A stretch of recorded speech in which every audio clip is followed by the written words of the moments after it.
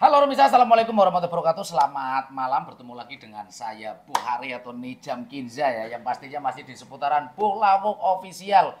Untuk seperti biasa yaitu video ngobrol-ngobrol dewek alias berbincang-bincang dewek dengan masih tema sing sama alias padebai yang berhubungan dengan seputar dunia transportasi khususnya truk atau angkutan barang. Seperti kemarin-kemarin ada yang sempat bertanya-tanya entah itu melalui WA, entah itu melalui komentar di TikTok, IG ataupun juga di komentar di YouTube ya. Ada beberapa yang memang ingin saya jawab dan itu menurut yang saya tahu. Kalau misalnya ada mungkin yang lebih tahu silakan bisa juga komen-komen di bawah karena kita seperti biasa sharing-sharing siapa tahu ada yang bisa bermanfaat untuk teman-teman driver atau mungkin untuk para calon-calon driver dan juga untuk para calon-calon pengusaha-pengusaha di dunia transportasi khususnya angkutan barang. Oke, untuk kemarin kan sempat ada yang bertanya, kira-kira ada nggak sih yang butuh kernet untuk call diesel atau gimana? Nah, jadi gini mas, tak cerita anak sitik-sitik walaupun orang akeh ya, walaupun orang akeh di dunia transportasi atau khususnya di jasa angkutan barang, khususnya di truk atau kol diesel, nggak tahu kalau untuk yang fuso, tronton ataupun trailer saya juga kurang paham karena selama beratus-ratus abad, selama beratus-ratus ganti was tetek bengek, terus juga setelah saya lama untuk malang melintang, malang itu malang arawis mati akhirnya bundeti itu saya hanya berkecimpung di dunia transportasi khususnya di angkutan barang itu untuk kol diesel dan bak terbuka walaupun dulu pernah nggak terlalu lama mencicipi di box ya tapi saya lebih lama di bak. Jadi gini mas, di dunia atau khususnya di bidang transportasi truk kol diesel bak terbuka itu memang kenapa sih waktu sampean mas butuh kernet gak, mas butuh ini gak, aku mau ngernet gak usah bayaran gak apa-apa yang penting dapat pengalaman. Jadi gini, karena rata-rata di bak atau di truk angkutan bak yang kol diesel ini bak terbuka yang pakai terpal entah itu tajuk ataupun prodong itu biasanya 99% itu menginginkannya walaupun dalam tanda kutip nanti bisa dibilang atau disebut kernet itu yang dibutuhkan itu yang sudah bisa nyupir ya, yang sudah bisa nyupir. Syukur-syukur sampean ini sebelum ibaratnya minta atau gampanganane njaluk karo teman-teman sampean sing sopir-sopir sing sampean kenal, Mas oleh porasi nek nyung milu ngernet, Mas oleh porasi nek nyung tak milu eh luru pengalaman ini dan itu sampean sudah bisa nyopir dahulu entah itu sampean latihan nganggo pick up, nganggo mobil pribadi atau mungkin yang biasanya dibutuhkan kernet yang nggak bisa nyopir itu biasanya itu truk besar-besar ya entah itu tronton, trailer ataupun juga bis kayaknya setahu saya sih kernetnya itu nggak harus bisa nyopir. Tapi kalau untuk kol diesel itu biasanya yang diinginkan oleh si sopir ini atau driver ini itu menginginkan yang bisa nyopir. Kenapa? Nah, ini. Kenapa? Karena dari beberapa muatan atau muatan yang dibawa menggunakan bak terbuka itu ya, itu kan biasanya ada target waktu tempuhnya, terus bongkarnya juga nggak satu dua tempat, biasanya lebih. Yang ketiga itu biasanya kan sering buka tutup terpal. Lah, Mas kan kalau buka tutup terpal kan cukup kernetnya nanti ya buka tutup terpal. Nah, nggak gitu Mas. Jadi ini saya beri sedikit alasan atau kenapa beberapa teman-teman driver yang nyopir truk kol diesel bak terbuka itu ya CDD itu kok nyarinya yang memang sudah bisa nyopir karena satu biasanya waktu tempuhnya itu ada targetnya misalnya berangkat dari sini jam sekian itu diharuskan nyampe sana jam sekian. Nah itu kalau sopir engkelan mungkin itu kuat kalau sopir satu kuat tapi resikonya lebih gede ya.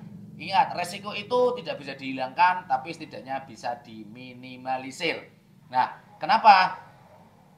Karena kalau berangkat sendirian itu riskan yang namanya dengan ngantuk. Di waktu mungkin kita sudah langsir, terus kita nungguin proses muatnya, nungguin ininya kan nggak mesti sopir itu bisa langsung tidur, terus nanti bisa langsung bangun dan jalan dan kekuatannya itu kita di jalan juga nggak tahu seperti apa kondisi di jalannya. Apakah itu lancar ataukah mungkin itu jalannya ramai, padat, kan nggak tahu juga. Nah itu kenapa sopir kol diesel ini untuk bak terbuka rata-rata memilih untuk berangkat dengan 2 sopir ya, memilih berangkat dengan 2 sopir, walaupun ada beberapa kol diesel mungkin ya bok berangkatnya sendirian. Nah, perbandingannya mungkin kalau bok itu kan muatan atau berangkatnya itu kan bisa dibaca, tapi kalau truk itu ntar takutnya tiba-tiba kayak jam segini nih, misalnya jam 9 malam tiba-tiba ditelepon, Mas, posisi di mana? Oh, saya di rumah. Oke, langsung berangkat ke gudang sekarang muat. Nah, kalau sopir satu itu kan agak riskan lah. Kalau untuk truk kayak box itu biasanya kan langsung ya lainnya ya dari Surabaya langsung Jakarta, dari Jakarta langsung ke Jawa Timur lagi. Jadi bisa diprediksi masuknya misalnya hari ketiga, hari keempat kan berarti oh kita bisa jalan santai, ngantuk di jalan tidur dulu, nanti di rumah ada waktu istirahat lah. Sedangkan kalau untuk bak kol diesel itu biasanya apalagi yang rute Jawa Tengah kan ya, walaupun rutenya cuma Jawa Tengah Jakarta atau Jawa Tengah Jawa Barat, itu menggunakan 2 sopir karena biasanya selesai bongkar itu langsung putar kepala lagi. Nah, kalau pakai 1 sopir mungkin kuat, tapi resikonya lebih besar. Itu yang pertama. Yang kedua, nah ini yang kedua ini kan tadi saya sempat ngomong karena bongkarannya mungkin nggak 1 atau 2 tempat dan bisa jadi mungkin kita juga langsung putar kepala, kita sering buka tutup terpal terus ini terus ini terus ini, Mas lah kenapa nggak pakai 1 sopir saja, kan karena bisa nanti untuk disuruh buka apa, buka pas apa, buka tutup terpalnya gini-gini. Jadi beberapa alasannya itu salah satunya diantaranya seperti ini, Mas. Kenapa kok tetap pakai 2 sopir walaupun untuk nanti buka tutup terpal? Karena biasanya gini, Mas. Di waktu sopir yang satunya ini nyopir sekalian nanti buka tutup terpal. Kalau sopir ini yang satunya ini kan nggak bisa istirahat. Tekan misalnya nyampe lokasi bongkar. Wah, kita bongkar dulu, buka terpal dulu. Kalau harus berdua kan nanti di waktu selesai bongkar ini kan biasanya tetap nyari muatan biar langsung berangkat lagi atau langsung muat lagi. Nah, kalau pakainya 1 sopir, biasanya kan tetap capek. Lah kalau pakainya 2 sopir, walaupun bongkarannya ngecer, syukur-syukur truknya ada AC-nya nih. Jadi di waktu proses bongkar ini, sopir yang satunya bisa tidur, yang satunya bisa buka tutup terpal untuk memantau proses bongkarnya muatan tersebut. Jadi nanti setelah semuanya ini selesai, bongkarannya selesai, di waktu ditawarin ada, Mas ini ada muatan misalnya dari Surabaya tujuannya ke Jakarta.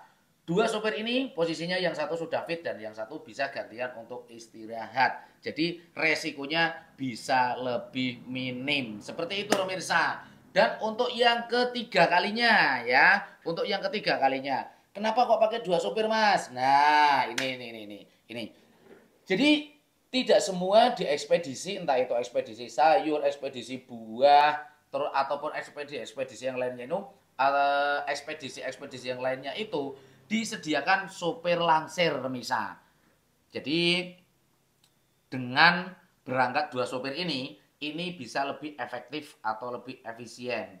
Misalnya sopir yang satunya berangkat langsir nih, tret, yang satunya kan bisa istirahat. Entah itu langsirnya mau 1 jam, 2 jam, 3 jam, ataupun mungkin bisa sampai 8 jam. Kalau yang satunya berangkat langsir, yang satunya kan bisa istirahat. Di waktu yang satunya ini sampai di lokasi pangkalan, setelah selesai langsir ini, nah sopir yang satunya itu kondisi badan sudah fit ya, sudah sehat, wes buger, wes siap ngenteni nyopir, wes siap apa jenenge, wes siap mancal gas, wes siap guduki setir. Nah, itu logikanya seperti itu, Mas. Kalau berangkatnya sama kernet, otomatis yang langsir ini kan tetap sopirnya. Kalau yang satunya nggak bisa nyetir, ini bisa sangat menguras tenaga. Di waktu nanti setelah selesai muat, nerpali, biasanya umus, kesel, capek, harus langsung berangkat kan, itu riskan ya, atau resikonya terlalu gede. Nah, jadi solusinya berangkat 2 sopir. Kalau untuk masalah pembagiannya biasanya sih itu tergantung dari keputusan sopir dan antara driver utama dan co-drivernya ya. Kalau saya sih dulu sistem pembayarannya sama rata. Jadi antara saya dan sopir yang satunya karena saya nggak pakai kernet. Jadi di waktu saya di kiri tidur berarti saya kernet. Di waktu Mas Timbul di kiri berarti Mas Timbul yang jadi kernet. Jadi nggak ada istilah kernet. Jadi sama-sama sopir ya. Kalau posisinya sedang di kiri berarti dia jadi kernet. Kalau sedang di kanan berarti dia jadi sopir. Makanya itu dulu saya kalau untuk masalah pembayaran itu sigar semangka. Kalau untuk masalah pas misalnya nungguin, nah ini beberapa alasan yang lainnya. Yang keempat, nungguin truk dandan ya, nungguin truk dandan. Kalau sama-sama yang berangkat itu sama-sama bisa nyetir atau sama-sama sopir, di waktu nyampe rumah, grek, cet, ya, nyampe rumah, masuk ke garasi, ini kok harus ada yang dibenerin. Kalau berangkatnya sama orang yang nggak bisa nyopir, sopir ini kan nggak bisa istirahat, harus bawa truknya, dibawa ke bengkel, di bengkel nanti nungguin. Nah, tiba-tiba kalau ada telepon untuk berangkat lagi, kan gedendapan, alias gugup, karena sopirnya nggak bisa istirahat.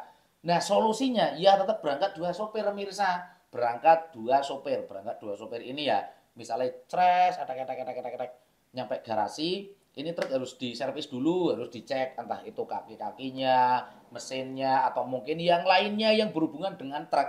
Nah, ini sopir yang satunya bisa istirahat, sopir yang satunya itu bisa ke bengkel untuk mengecek kendaraan-kendaraan supaya nanti pas tiba-tiba atau ada muatan itu sudah ready sekali ya, seperti itu. Jadi itu adalah beberapa alasannya. Lah kalau misalnya susah mas gak jodoh apa ini ya namanya kalau kita harus ngepasin antara antara co-driver dan driver utamanya ini harus klop itu ya susah mas karena kita nggak ada hubungan sedarah. Kadang sing hubungan sedarah be maksane esih bengkreh alias esih padu alias ora cocok alias kadang esih ana hal sing ora masuk nang akal. Seperti itu. Jadi walaupun kondisinya seperti apa, rutenya kalau rutenya agak lumayan jauh kalau menurut saya sih tetap solusi tepatnya berangkat dua sopir itu lebih aman, lebih nyaman. Di waktu kayak istirahat kita waktunya juga lebih efisien. Coba kalau berangkatnya sama yang nggak bisa nyopir ya, kita istirahat harus tidur harus berhenti.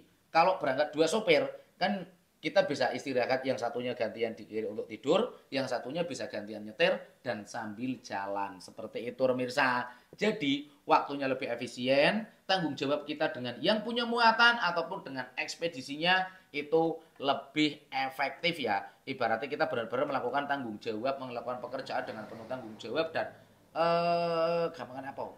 Loyalitas lah, loyal ibaratnya lebih loyal seperti itu. Makanya rata-rata kalau untuk kol diesel bak terbuka memang berangkatnya dua sopir dan sampean untuk para mungkin remisar semuanya yang sering WA atau mungkin ketemu sama driver-driver bak terbuka, mas aku tak milu ngernet oleh pengalaman nggak dibayar nggak apa-apa. Sebenarnya bukan masalah dibayarannya, tapi karena resikonya lebih besar apabila berangkat sama sopir yang sama apa dengan partner yang tidak bisa nyopir, itu resikonya lebih besar. Kalau untuk masalah bayaran sih bonus, tapi kalau untuk masalah keselamatan itu adalah hal yang paling utama. Jadi sampai di sini semoga pemirsa paham ya, semoga bermanfaat.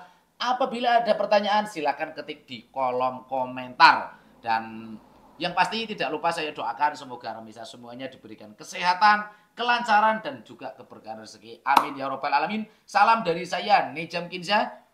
Ketemu lagi di episode-episode selanjutnya. Yang pasti jangan lupa subscribe, like, share, dan komen. Untuk yang mau beli kaos langsung ke Bolawok Setur. Ada di Shopee, TikTok, dan juga ada nomor WA-nya. Dan untuk yang mau kirim-kirim barang, bisa menggunakan jasa dari Bolawok Ekspedisi, solusi tepat pengiriman cepat. Wassalamualaikum warahmatullahi wabarakatuh.